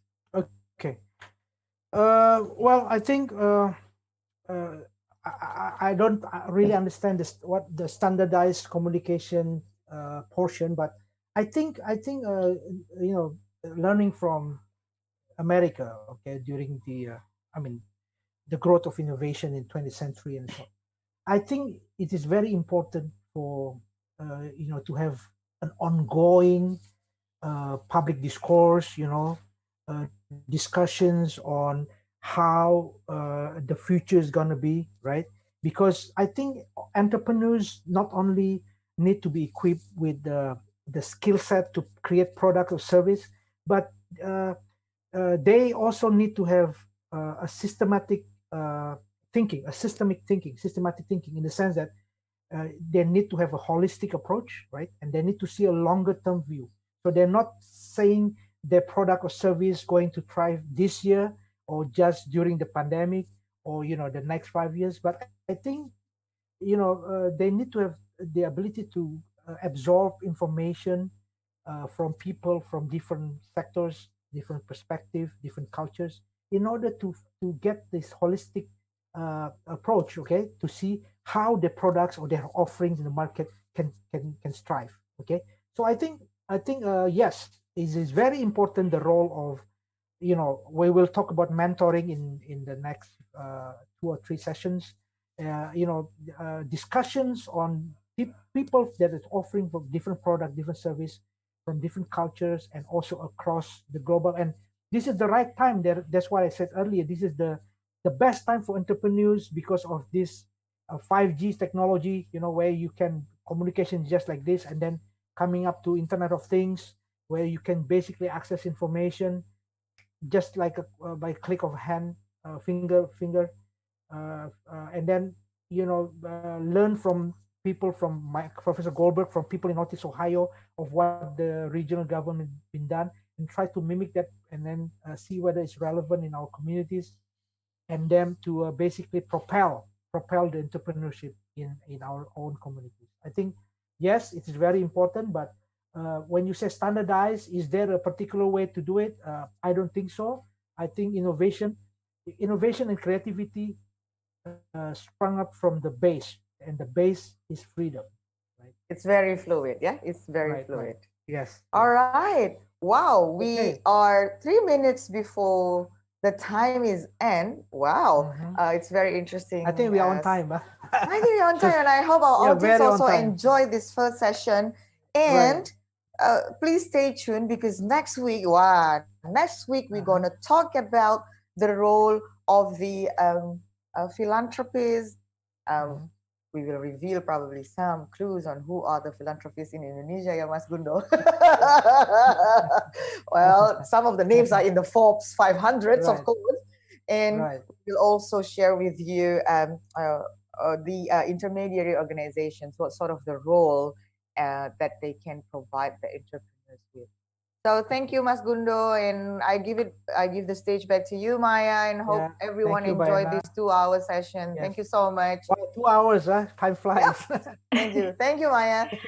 All right, thank you so much, Ibu Endang and Bapak Gundo. That was a very enlightening session. Actually, I think this topic is very crucial to talk about during these times of crisis, right?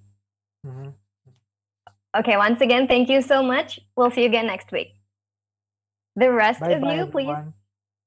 Bye, Pak Gundo. The rest of you, please don't go anywhere, because we have the name of the winner for our social media quiz today. A little reminder, the question is, what year did the Beyond Silicon Valley Entrepreneurship Program win AACB's Entrepreneurship Spotlight Challenge? And the correct answer is C, 2017. And our winner for today is Audita from Facebook. Congratulations, Audita. Now, you may be wondering, how can I develop an awesome idea for a place like this?